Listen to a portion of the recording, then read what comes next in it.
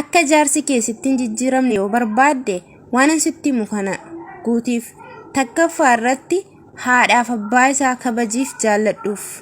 Ilma dhiiraati haadhaaf abbaa isaa jaallattee kunuunsitee jennaan ilmi dhiiraa akka malee si jaallata.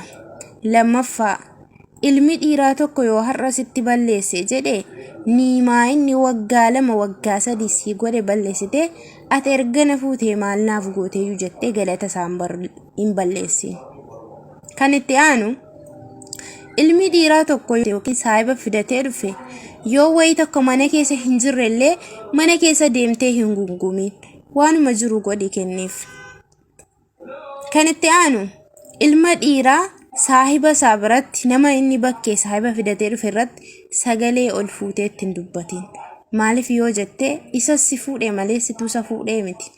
Kanaaf jaarsa kee kabajjee haqa isaa eegdee haadhaaf abbaa isaa jaallattee fi kabajjee fi jennaan ilmi dhiiraa si dhiiseeyyuu dubartii biraa asiif achi hin laalu jechuudha.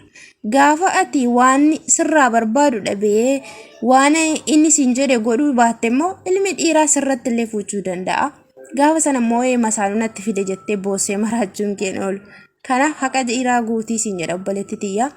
Ilma dhiiraatillee akka dubartiin tokko si jaallattu akka dubartiin tokko si malee dubartii dhiira biraa ijaan hin laalle yoo barbaadde haqa jaartii kan kee guutiif. Wanti jaartiin kee sirraa barbaaddu hunda guutiif.